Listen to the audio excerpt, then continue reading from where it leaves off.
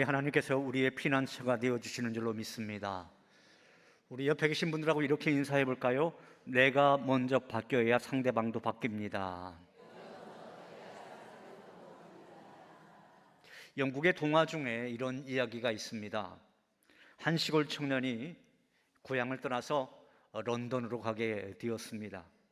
대도시로 가서 공부도 좀 열심히 하고 또 일도 열심히 해서 성공하겠다라고 하는 그런 포부를 가지고 길을 떠나게 된 거죠. 떠나던 날 아침에 이제 아버지가 아들을 불러서 거울 앞에 딱 세워놓습니다. 그리고 이런 말을 합니다.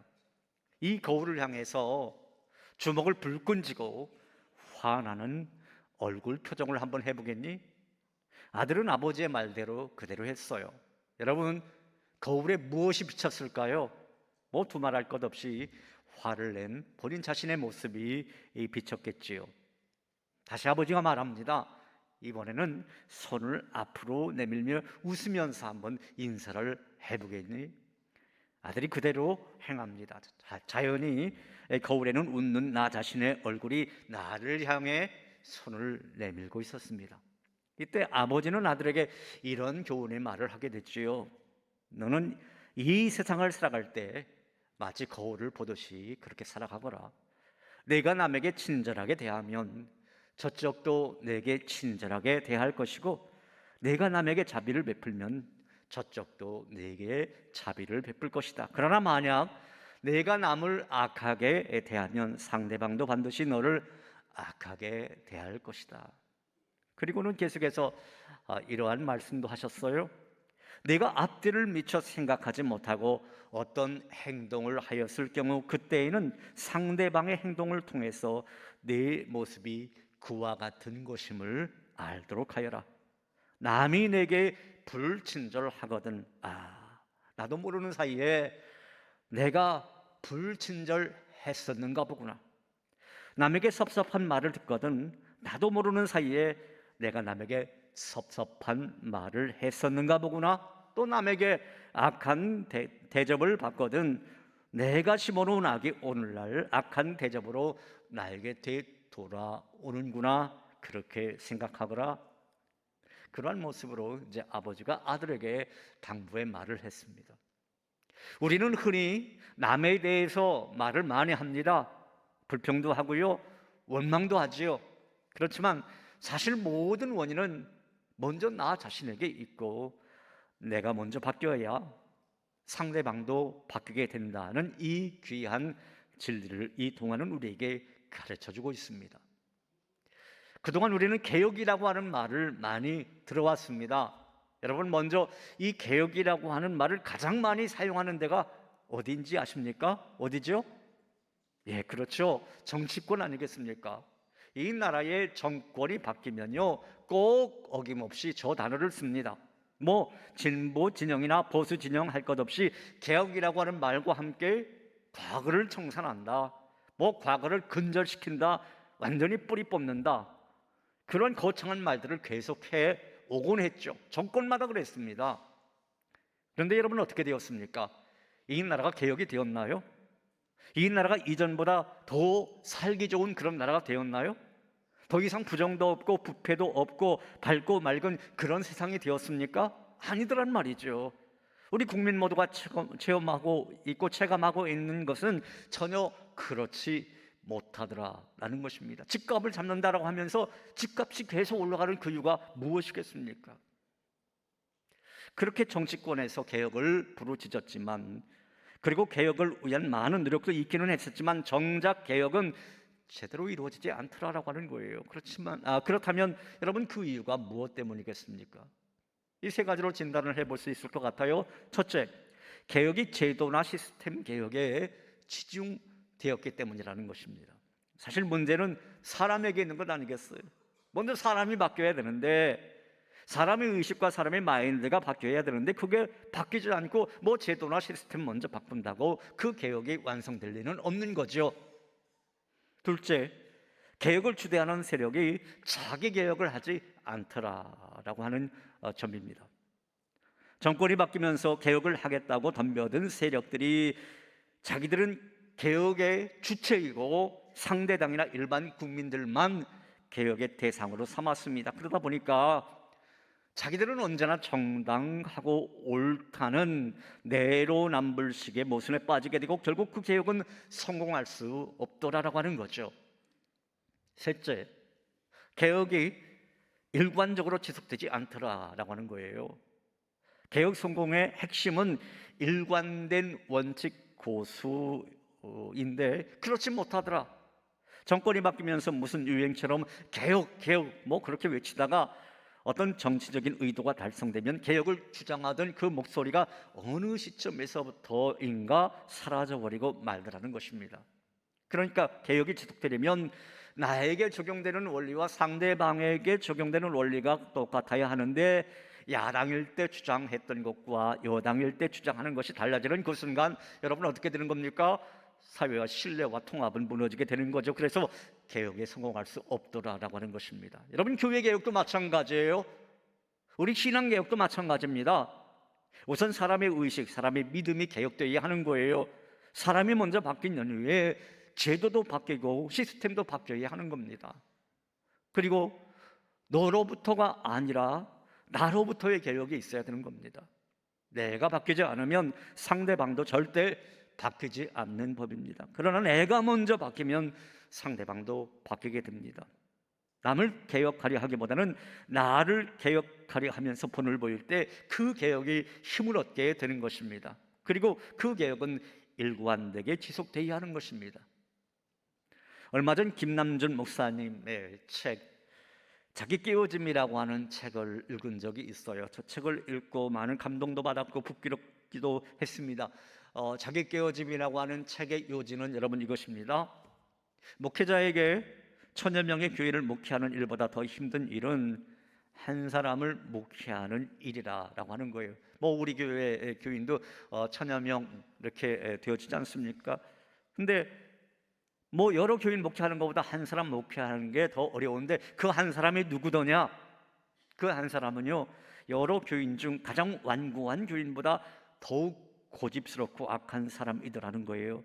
아직도 목회자의 목양 손길에 들어오지 않는 한 사람, 그 한 사람은 바로 목회자 자기 자신이더라는 것입니다. 저는 이 김남준 목사님의 말씀에 깊은 공감을 했습니다. 오늘날 이곳저곳에서 개혁이 일어나야 한다 그런 말을 합니다. 우리 한국교회에서 개혁이 일어나야 하고 뭐 사회에서 개혁이 일어나야 하고 종교가 뭐 정치가 개혁이 일어나야 한다 그런 말을 합니다. 그러나 가장 근본적인 개혁은 나 자신에게 있는 거예요. 나 자신에게 있는 겁니다. 내가 개혁이 될 때에 가정도 그렇고 교회도 그렇고 사회도 민족도 개혁이 되는 법인 것이죠. 사랑하는 여러분, 저는 오늘 종교개혁주일에 다른 사람이 먼저 바뀌기보다는 내가 먼저 바뀌고 다른 것이 개혁되기보다는 내가 먼저 개혁되기를 힘쓰며 기도하는 저와 여러분들이 다 되시기를 주님의 이름으로 축원합니다. 오늘은 10월 마지막 주일, 세계 개신교 교회와 한국 교회가 종교개혁주일로 지키는 그러한 날이죠. 마틴 루터가 1517년 10월 31일 비텐베르크 성당 문에 부패한 교회를 향한 95개 조항의 반박문을 게시한 날이 바로 508년 전 이맘때쯤이었습니다. 역사는 이 사건을 종교개혁이라고 부르고 이 종교개혁으로 인해서 큰 변화의 물결이 일어나게 됐죠. 교황은 무오하지 않다라고 하는 것, 교회가 말씀과 다른 것을 지금 말하고 있다라고 하는 것, 그래서 교회가 부패해졌다라고 하는 것, 구원은 돈을 주고 사는 것이 아니라고 하는 것, 그것을 알게 되면서 정치, 경제, 사회, 예술, 교회 전반에 엄청난 변화가 몰아닥치게 되었습니다. 종교개혁은 변화인 거죠. 그리고 이 변화는 우리에게도 여전히 필요한 모습인 것입니다. 개혁의 영어 표현은 리포메이션입니다. 다시 잘못된 것, 그것을 만들고 포메이션, 다시 형성한다라고 하는 거예요. 절박하고 간절할 때 일어나는 각성의 마음이 바로 리포메이션인 것입니다. 이대로 해서는 안 되는구나, 이대로 하면 망할 수밖에 없겠구나 라고 하는 마음이 들 때 사람은 리폼, 개혁하고 바꾸기 시작하는 거예요. 이런 절박한 마음, 간절한 마음이 오늘 이 시대에도 필요하기에 우리는 지금 종교개혁주의를 지키고 있는 거죠. 여러분, 우리나라에 공식적으로 선교사가 들어온 때가 언제인가요? 1884년, 그리 오래되지 않았어요. 그러니까 우리나라에 복음의 씨가 뿌려져 교회가 세워진 지가 141년 되었습니다. 그 짧은 역사 속에서 여러분, 한국교회가 놀랄 만한 성장을 이뤄내지 않았습니까? 부흥을 크게 경험을 했죠. 그래서 세계에서 두 번째로 많은 선교사를 파송하는 그런 나라가 되었어요. 또한 우리나라 안에 거의 5만 교회 정도 그 가까운 그 교회가 있습니다. 여러분, 시골 방방곡곡에 가봐도요, 구석구석에 가봐도 교회가 없는 교회가 없을 정도로 그렇게 많이 교회가 있습니다. 이렇게 우리나라가 외국의 선교사를 몇 명이나 파송을 했느냐, 우리나라 안에 교회가 몇 개가 있느냐, 교인의 수가 얼마나 되느냐 하는 것 물론 중요한 이야기일 수 있어요. 그러나 그것보다 훨씬 더 중요한 것이 있습니다. 그것은 한국교회가 정말 교회다운 교회인가라고 하는 것입니다. 여러분, 한번 따라해 보겠습니다. 한국교회가 정말 교회다운 교회인가? 세계 10대 교회 가운데 7개가 한국에 있다라고 그래요. 그렇게 큰 교회가 우리나라에 얼마나 있느냐라고 하는 것보다 더 중요한 것은 뭐냐? 정말 한국교회가 세상에 빛이 되고 있는가? 세상에 소금이 되고 있는가? 바로 그 점인 것입니다. 저 화면 속에 보듯이 노을 속에 비친 한국교회의 십자가탑은 저렇게 많은데 우리가 십자가의 정신을 잃어버리고 있다라고 한다면, 성도들은 그렇게 많은데 정말 세상 속에서 빛과 소금의 맛을 잃어버리고 살아간다라고 한다면 한국교회는 절대로 자랑거리가 될 수 없을 것입니다. 여러분, 무엇이 타락입니까? 타락이 무엇인가요? 중세시대 로마 천주교회가 그랬던 것처럼 오늘의 한국교회도 본질에서 벗어나서 비본질적인 것에 집착한다면 여러분, 그것이 타락이 아니고 무엇이겠습니까? 본질에서 벗어난 교회에는 생명력이 없습니다. 본질을 잃어버린 교회를 통해서는 생명의 역사를 만들어 갈 수 없고요, 비본질적인 모습으로는 새 역사를 창조해 나갈 수가 없는 거예요. 신앙과 복음의 본질을 잃어버린 로마 천주교회로부터 교회를 개혁하고자 했던 종교개혁자들이 외쳤던 유명한 말이 있지요. 여러분, 어떤 말입니까? 개혁교회는 항상 개혁되어야 한다라고 하는 그런 말입니다. 한번 따라해 보겠습니다. 개혁교회는 항상 개혁되어야 한다.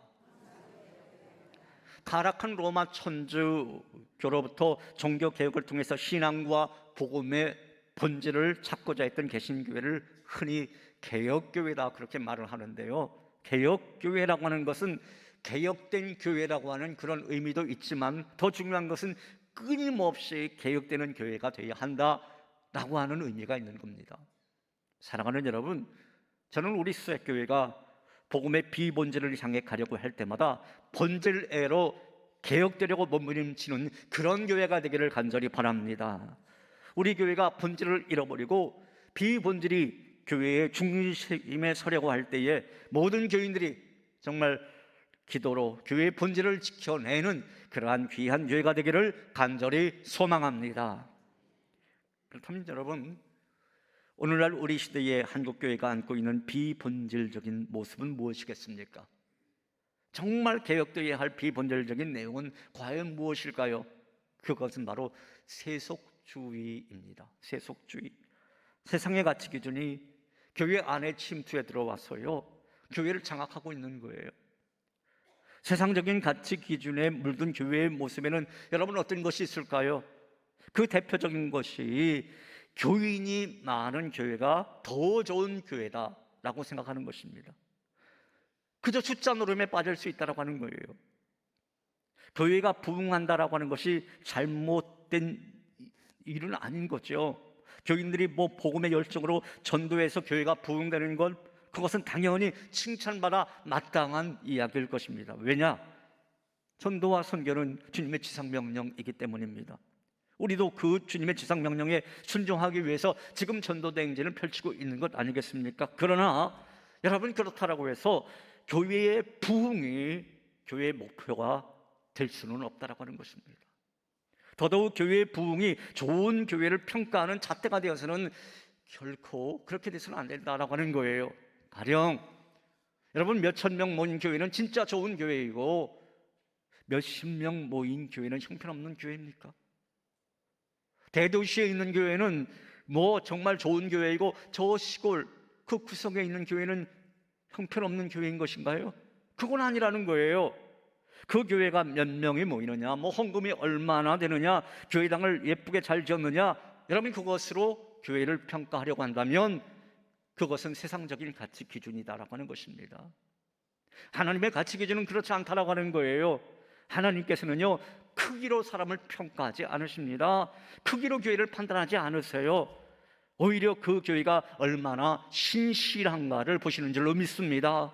얼마나 정말 그 교회가 복음 증거에 힘을 쓰고 있는가, 그 지상 명령에 순종하고 있는가, 하나님은 그거 보시는 거예요. 헌금을 얼마나 많이 냈느냐, 그거 보시지 않으시고요, 얼마나 진정으로 하나님을 사랑하고 있느냐, 얼마나 성공했느냐, 그걸 보는 것이 아니라 얼마나 하나님 사역에 충성하고 있느냐, 그걸 보신다라고 하는 것입니다. 그런데 세상적인 가치에 물들어버린 한국교회와 한국교회의 성도들은 성공해야 한다고 합니다. 성공해야 한다고 합니다. 교회도 성공해야 하고 목회도 성공해야 하고 뭐 사업도 성공해야 하고 인생도 성공해야 한다라고 생각합니다. 그게 하나님께 받은 사명인 것처럼 말입니다. 성공하는 것이 하나님께 복받은 것처럼 말입니다. 사랑하는 여러분, 하나님께서는 우리가 세상적으로 성공하기보다는 오히려 우리 믿음의 백성들이 매일 매 순간에 최선을 다하는 충성스러운 사람이 되기를 원하시는 줄로 믿으시기 바랍니다. 하나님께서는 하나님께서 주신 사명을 잘 감당하는 그런 충성스러운 교회가 되기를 원하시는 것입니다. 오늘 우리가 함께 읽은 성경 본문의 이야기는 요시야 왕이 종교개혁을 단행하는 그런 이야기지요. 저 화면에 보듯이 요시야 왕이요, 종교개혁을 일으키는데요, 요시야 왕 이전에 선한 왕으로 평가받는 그 왕이 있었어요. 그 왕은 히스기야 왕이라고 하는데 요시야 왕의 중조 할아버지입니다. 그 히스기야 왕은 전국 방방곡곡에 있는 우상을 다 제거한 그런 믿음의 왕이었어요.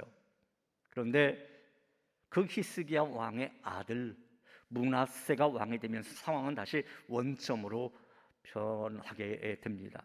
므낫세는요, 북왕국 이스라엘 19명의 왕과 남왕국 유다의 20명의 왕, 도합 합치면 39명이죠. 39명의 왕 중에서 그 이스라엘을 가장 오랫동안 통치했던 그런 왕이었습니다. 무려 55년 동안 한 나라를 통치하니까, 왕이 되었으니까 얼마나 오랫동안 그 나라를 통치한 것입니까? 여러분, 그가 아무리 55년 동안 통치한들 못한단 말입니까? 므낫세는 남왕국 유다 역사상 가장 어리석고 가장 불신앙적인 왕이었어요. 왜냐하면 그의 아버지 히스기야가 다 제거해버린 우상들을 다시 그 나라 안으로 끌어들였기 때문입니다. 므낫세는 그의 아버지 히스기야의 개혁을 뒤집고 이방신들을 숭배하는 정책을 펼쳤어요. 바알신을 섬기고요, 또 아스라신을 섬기고요. 그것만 섬긴 게 아니라 그들을 위한 제단을 예루살렘에 그 제단을 설치를 했고요, 또 하늘의 모든 그 별들을 경배했고요. 우리 하나님 보시기에 얼마나 그 마음이 상하셨겠습니까? 그래서 하나님 보시기에 악하다라고 하는 평가를 내리게 돼요. 그리고 므낫세의 뒤를 이은 아몬 왕도 왕위에 오르게 되었는데, 아몬 왕도 선왕 그 므낫세와 똑같이 우상 섬기면서 하나님 말씀을 준행하지 않았어요. 결국 아몬 왕도 2년만 통치하고 모반으로 말미암아, 그러니까 신하들의 배신으로 말미암아 그만 죽게 됐지요. 그래서 결국 아몬 왕의 아들이었던 요시야가 왕에 오르게 되는데요, 그 요시야 왕이 왕에 오르게 된 그 나이가 여러분 몇 살이었는지 아십니까? 성경은 8살이었다라고 말을 해요. 8살. 여러분 8살, 초등학교 요즘으로 말하면 1학년 그 나이. 여러분, 이제 그 초등학교 1학년짜리 그 아이가 어떻게 나라를 다스려요? 자기 아버지도 나라를 다스리다가 쫓겨나고 말았는데, 죽임을 당하고 말았는데요. 여러분, 신하들이 생각할 때에 얼마나 만만하겠습니까? 얼마나 다시 그 권력을 우리 쪽으로 찾아오려고 혈안이 되었을까요? 이보다 더 좋은 기회는 없었겠죠. 어쩌면 또다시 권력에 눈이 어두운 신하들이 반역을 일으킬 법도 한 그러한 혼란한 상황이었습니다. 그러나 성경은요, 요시야 왕 시대를 그렇게 평가하고 있지 않아요. 요시야 왕은 하나님의 사랑과 돌보심을 받으면서 한 나라의 임금의 자리를 굳게 세워갔는데, 성경은 그 이유를 이렇게 말씀하고 있습니다. 열왕기하 22장 2절을 통해서 이렇게 기록을 하고 있어요. 자, 이 말씀 같이 읽어봅니다. 요시야가 여호와 보시기에 정직히 행하여 그의 조상 다윗의 모든 길로 행하고 좌우로 치우치지 아니하였더라. 아멘. 여러분 보십시오. 요시야가 어떻게 했다고 기록을 하고 있습니까? 하나님 보시기에 정직히 행했다. 어린 나이였지만, 어린 나이였음에도 불구하고 하나님 보시기에 정직히 행했다. 그리고 다윗의 길로 갔다라고 하는 거죠. 다윗이 어떠한 왕이었습니까? 정말 그 시편에도 나오고 또 사무엘서도 나오듯이 오직 하나님만 바라보고 주만 바라보며 나갔던 그런 왕 아니었습니까? 그의 길로 갔다라고 하는 거예요. 좌로나 우로나 치우치지 아니하였다라고 하는 것입니다. 그러니까 하나님이 돌봐준 거죠. 8살짜리 하나님이 지켜주셨던 거죠.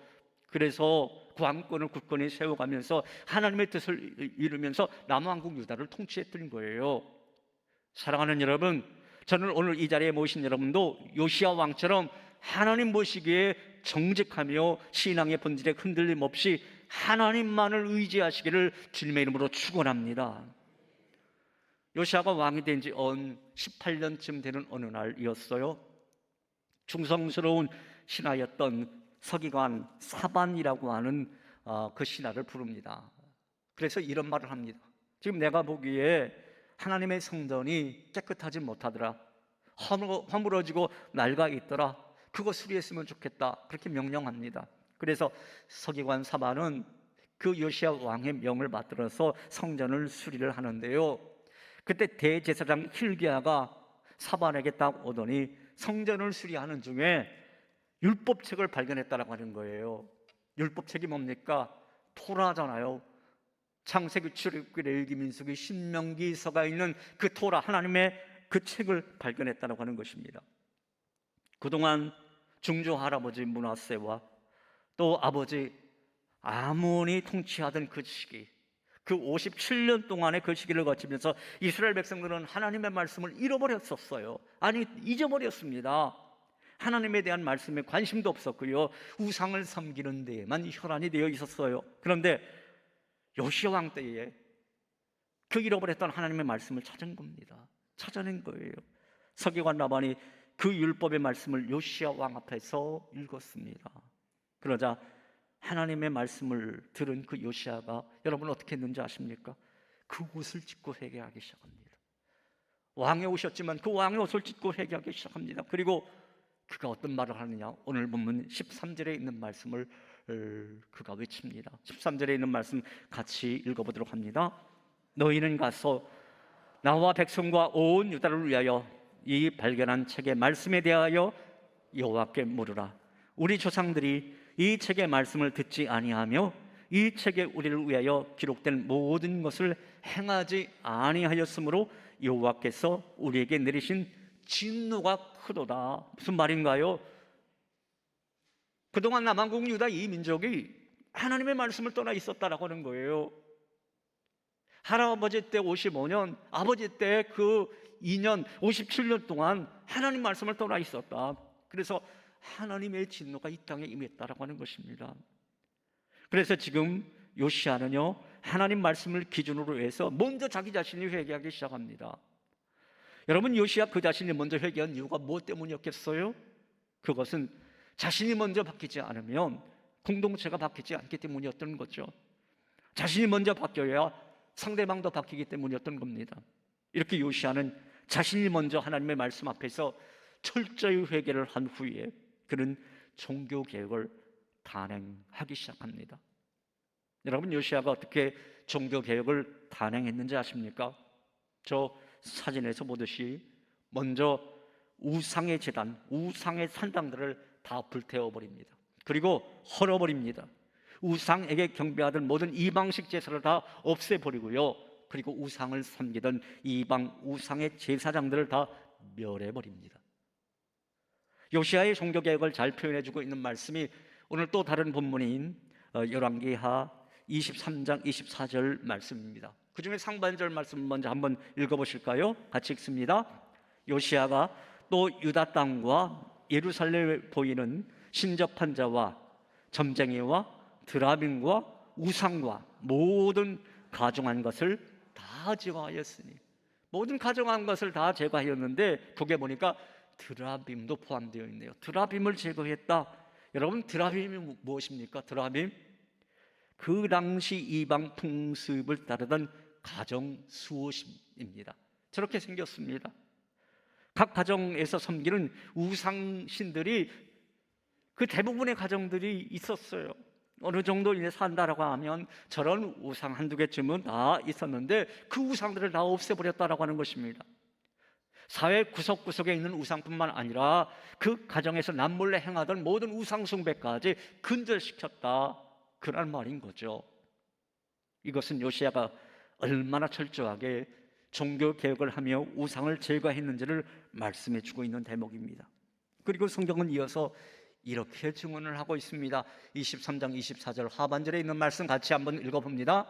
이는 대제사장 hil기야가 여호와의 성전에서 발견한 책에 기록된 율법의 말씀을 이루려 함이라. 여러분, 요시야가 왜 종교개혁을 감행했다고 말씀하고 있나요?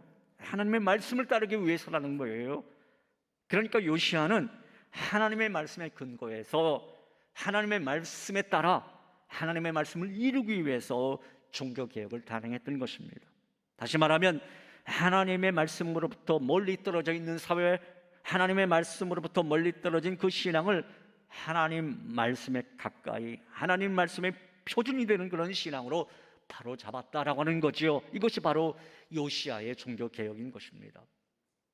사랑하는 여러분, 이제 우리의 신앙도 말씀으로 돌아가야 될 줄로 믿습니다. 말씀이 우리의 신앙에서 회복되어야 할 것입니다. 말씀으로 돌아가지 않는 것은요, 진정한 신앙개혁이 아닌 거예요. 아무리 합리적이고 아무리 좋은 쪽으로 개혁된다 할지라도 하나님 말씀이 표준이 되어야 되는 겁니다. 그게 기준이 되어야 되는 거예요. 종교개혁, 신앙개혁은 교회와 사회에서만 필요한 것이 아닙니다. 여러분의 가정, 우리의 가정에서도 필요한 거예요. 하나님을 잃어버리고 내가 주인이 되려고 하는 가정은 아직도 그 가정에 드라빔을 품고 있는 가정인 것입니다. 여러분, 우리는 그 드라빔을 먼저 제거해야 하는 거예요. 그리고 내 가정에도, 내 삶에도, 내 생각에도 하나님의 말씀이 기준이 되어야 하는 것입니다. 그래야 진정한 종교개혁이 이루어질 수 있는 줄로 믿습니다. 찬양 가운데 주 앞에 엎드려라고 하는 찬양이 있지요. 이 찬양의 가사를 보면 주 앞에 엎드려 경배합니다. 오직 주께 주 경배합니다. 다른 신 아닌 오직 주께. 나의 모든 우상들, 나의 모든 보좌 다 내려놓고 주 앞에 엎드려 경배합니다. 오직 주께 라고 하는 그런 가사가 있어요. 이 가사를 생각하면서 오늘 종교개혁주일에 아직도 내 마음에, 아니 우리 가정에 세상의 드라빔을 섬기고 있다고 한다면 하나님, 나의 모든 우상을 다 내려놓고 오직 주님만 섬기게 해주옵소서. 그런 결단의 그 마음으로 우리 이 찬양 같이 한번 불러봤으면 좋겠습니다.